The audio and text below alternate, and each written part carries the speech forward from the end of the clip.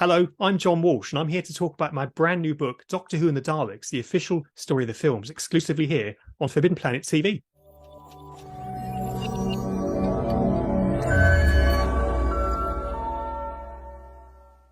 Welcome to Forbidden Planet TV. I'm Andrew Sumner. I have a returning guest, a very special returning guest. It's my old friend, John Walsh. How are you, mate? I'm very well, thanks, Andrew. It's so great to see you again. Great to be back with something new.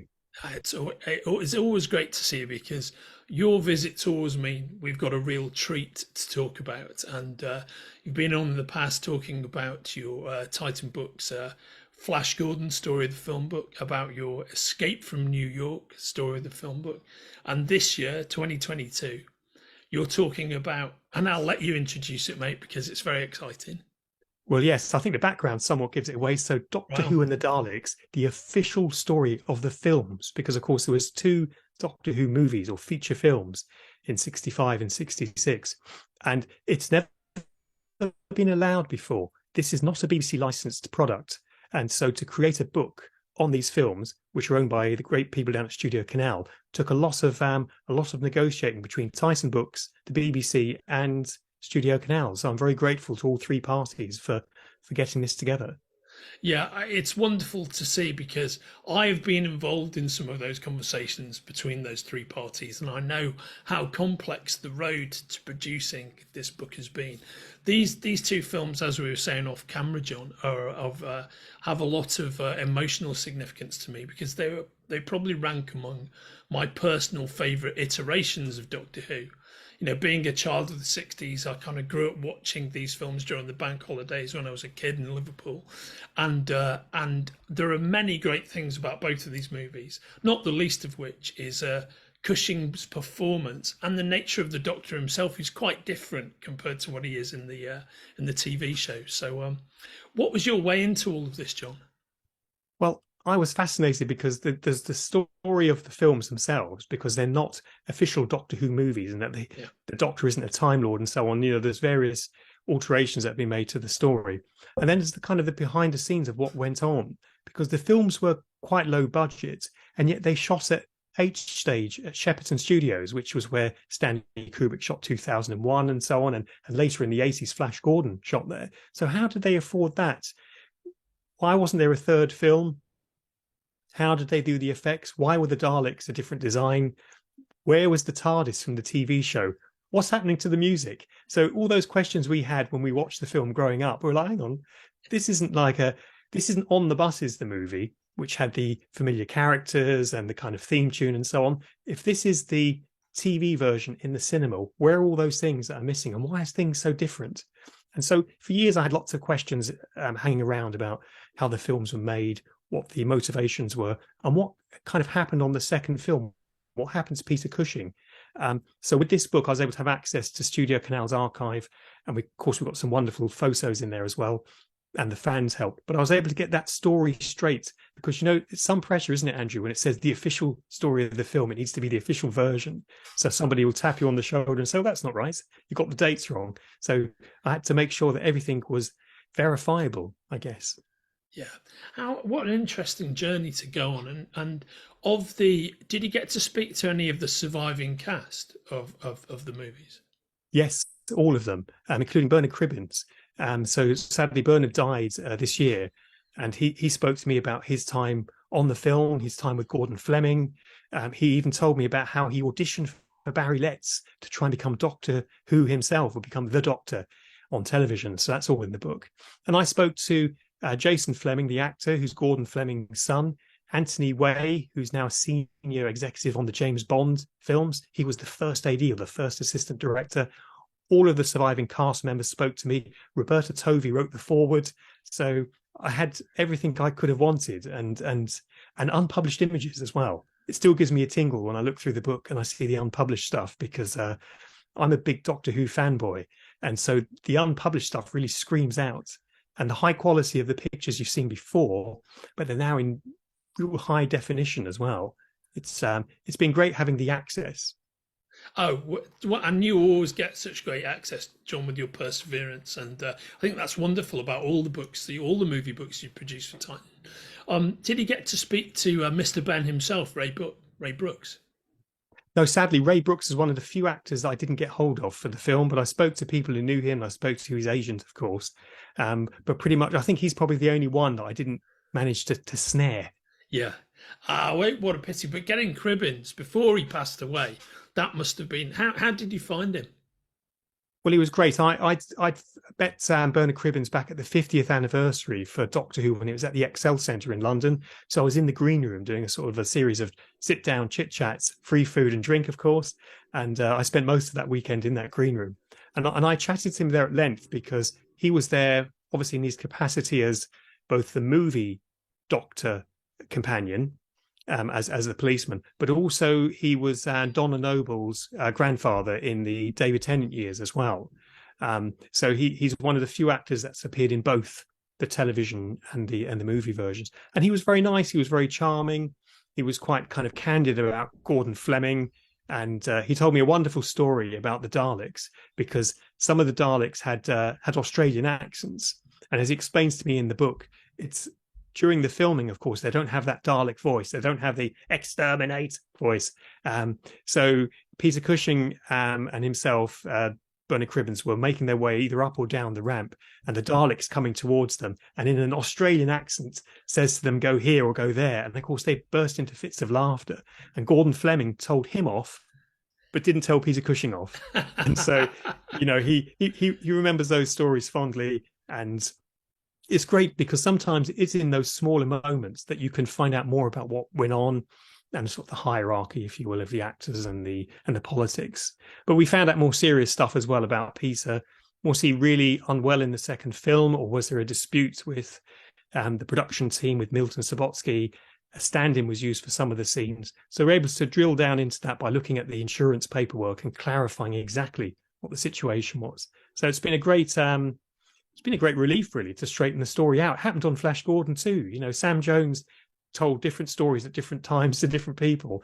And so I had to continually go back and kind of straighten things out. I'm delighted to say that here we get to do it. And it's taken such a long time, hasn't it? Like 60 odd years or so, nearly. Yeah. I mean, that it's amazing, actually, John, and it's great. Let's keep your powder dry for the book in terms of what you discover. But the fact that you've got the story straight, I think, is a wonderful thing.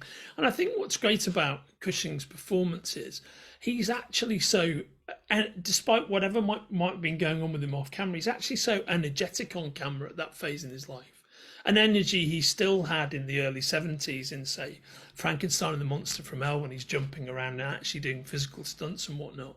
It's great to see him with all that verve that he has in those two movies, I think. Yes, and he kind of revisited the Doctor for a third time in At the Earth's Core with Doug McClure and Caroline Munro, and that's another Milton Subotsky film. Yeah. One of the things I was keen to do was to kind of explain to people who Milton was, because he was like Dino De Laurentiis in a sense, in that he was an American and he came to this country. Of course, Dino was an Italian and went to America and so on. But he was a fish out of water in the British film industry and tried to take on Hammer Films and did quite successfully do that. And then made a series of other films. And in the 80s, then he made the great television miniseries, The Martian Chronicles with Rock Hudson. And I think Milton doesn't get the credit he deserves. He gets a lot of criticism for his reinvention of the characters, the setting, the Daleks, and so on. But, without him, we wouldn't have these two films, and no one else has managed to do it. And, when we think of Cushing's performance, we have to remember the television series was only 18 months old. We only had one Doctor on television, William Hartnell. And so Peter was playing, if you like, a version of William Hartnell. Had he known by the end of 1966 that William Hartnell would have regenerated into the wonderful clownish Patrick Troughton, who played it clown-like, then Peter could have went, I think I'll pluck my own Doctor from the ether and create a character. So I think all credit to him. He created a softer family version of the beloved grandfather character that William Hartnell occasionally was. Yeah, I think that's very well observed, actually, mate. Of course, Milton Subotsky, you mentioned the Martian Chronicles. So many 6 degrees of pop culture separation, though, because another star of the Martian Chronicles was Nicholas Hammond, the original TV Spider-Man, who delivered a great performance there very recently in Once Upon a Time in Hollywood, playing Sam Wanamaker. So it's all kind of different grades of people who've been in and out of the British film industry, I think. So many interesting stories. What else jumped forward in terms of people you spoke to from either film? Well, getting hold of Anthony Way, who was the first assistant director on both, he was able to speak to me about the working practice of Gordon Fleming, the director, how he worked with people, what pressures there were for Milton, and the overall issues about filming quite a low budget film, but with high production values. And on Shepperton Stage H, we find out that, of course, they filmed there because it was in the bleak midwinter of the 1960s, and the only heating came off of the studio lights when they were on. So it was absolutely freezing for everyone concerned. And so Milton was quite kind of clever about shooting in the winter, getting better deals with cameras and so on. So all of that was interesting. And finding the photography and having some of it restored in color, that was marvelous too. But I mean, all of these stories, the music, the sound, the special effects, of course, what was planned for the second film, even though they had a bigger budget, they were constrained by time. Time has always been a terrible leveler. When we think of Flash Gordon, it had 4 times the budget of Star Wars, and yet it didn't have sophisticated special effects because Dino didn't have the time. They had to deliver really fast. So similarly on the second Dalek film, they had a much bigger budget. They had a sponsor with Sugar Puffs, which was quite unusual. In the film, we found behind the scenes photography, some of which hasn't been published before, where you can see destroyed London, everything is burnt and decayed, except the Sugar Puff posters from the film sponsor. Unless the Daleks have just newly pasted those up. They're looking pretty sharp, and I think that's wonderful to see as they go through. The Sugar Puff posters slightly singed only at the edges. And it's great because that not only helped finance the film, but it kept the advertising going afterwards. And for each film, we treat them as separate films. So we have a separate section on each film's release, separate section on the posters, the reception of the films. So you could almost divide the book in 2. I wanted to do 2 books, Andrew, but, it's such an expensive book with the embossed cover that's been done in full color throughout. It wouldn't have been commercially viable. So it is a treat because you get to sort of the midway section and then we start again with the next film and the new cast and the new special effects and designs and so on. So I think that's lovely to be able to compare both together for the first time in one volume. That is really wonderful. Do I remember correctly that at a certain point, or I just made this up in my head, that the movie Doctor turned up on the Sugar Puffs packet for a while? Is that right? Or is it a poster I'm thinking of? I remembered there was a bit of tie-in advertising, but my mind just might be filling in the gaps there. No, you're 100% right. So Sugar Puffs and the Quaker Company, who I was in touch with for the book, and their archive, they gave Daleks away. They gave Daleks from the film away as part of a prize. So of course they weren't hidden in the boxes, but you had to eat so many Sugar Puffs and send off and so on. All of that advertising is there. We have details of who won one of the Daleks. So no, you didn't imagine that. The only other time I can remember is in the mid-70s when Tom Baker had a time with Weetabix. And I remember eating Weetabix, which I didn't mind eating, but it's not great fun in the morning to eat Weetabix. But I wanted it because of the packaging and the cards that were available inside. But Sugar Puffs, Peter Cushing and the Daleks, that was one of the big first sci-fi movie tie-in, certainly in this country, with breakfast cereal.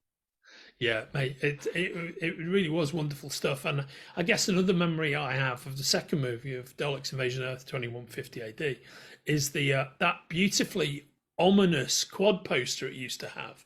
Yeah, there's a particular one I think with one of the kind of semi-robot like characters pointing the gun out, and I remember that as a kid thinking, man, it felt scary to me. The concept of it.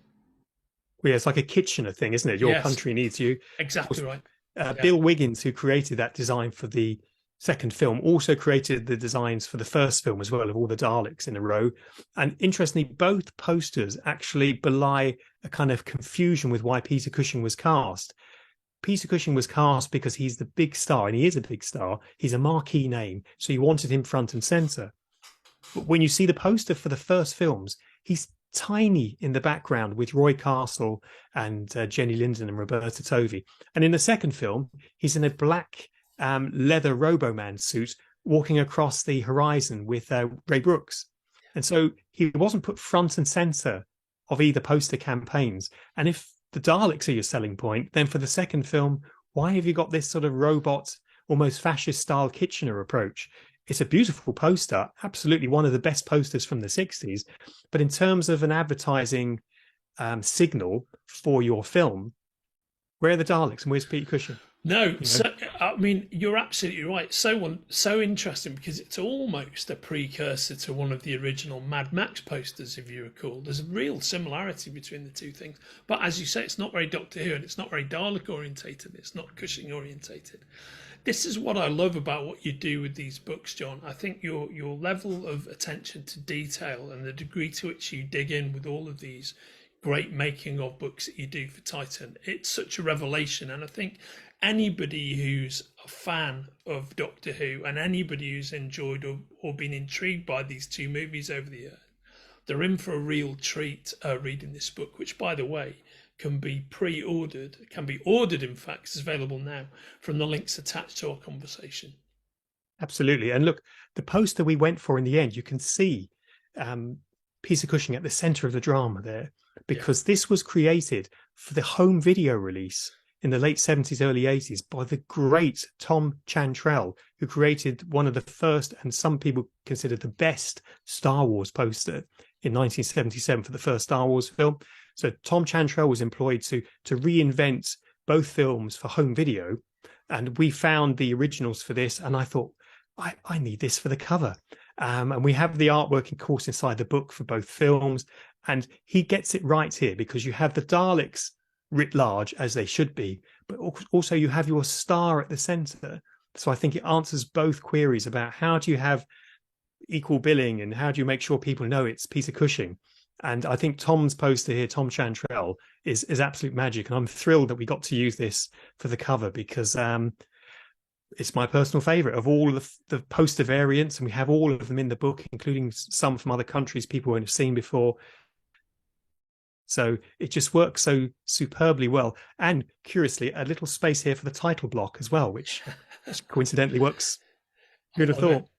I mean, I think it's a beautiful choice, and once again, John, you've done a beautiful job with the Doctor Who and the Daleks, the official story of the films, and I very much look forward to speaking to you in 23 when your next book, which is now available for pre-order well in advance, is going to be devoted to Conan the Barbarian. Am I right? Yes, that's right. And of course, if people know that film, Arnold Schwarzenegger, great score by Basil Polidorius, great. Did you know Oliver Stone wrote a version of it that was so gigantic that when they estimated the budget of it, it would have been 2 Superman the movies, the cost of it, to have made it. It wasn't possible. We have access to that script. Jim Danforth, who worked with Ray Harryhausen, a wonderful animator and artist, gave me exclusive access to his artwork that's never been published before to show what the Oliver Stone version of Conan would have looked like. We have that in the book. We have unpublished photographs and so on. I'm sounding like a broken record here, but it's what people probably expect from these official stories of the films. This is what you do best, John. And this is, I must admit, I'm really looking forward to the Conan the Barbarian book. I did know about the Oliver Stone script, but I've never had the chance to see any of the details of it. So getting to read about that will be a real treat. And Doctor Who and the Daleks is available for order here. Conan the Barbarian, which will be out late next year, is also available for pre-order right here. So it's always a treat to see you, mate. And please come back on when your Conan the Barbarian book is released and we'll chat about that too. Yes, I'll be delighted to. And I'm letting people know if there is a book signing coming up at Forbidden Planet. But for those who can't make it, we have Titan Books have designed these exclusive book plates. Look at that. Aren't they wonderful? Oh, yeah. They're lovely. If people email me, they'll find my contact details online. Then we can send them a book plate if they send us a screenshot of their Amazon review. And we also have rather splendid bookmarks that include one of the restored images that's been used in the book from the movie. So wonderful. First all available right here. And John, it's great to see you. Another great job, beautifully executed and researched. And you take care, mate. I'll see you soon. Thanks, Andrew. Appreciate it. Take care. If you're enjoying watching Forbidden Planet TV and you're enjoying watching us talk to the world's most interesting and accomplished filmmakers, authors, artists, musicians, creators, subscribe right here. See you soon.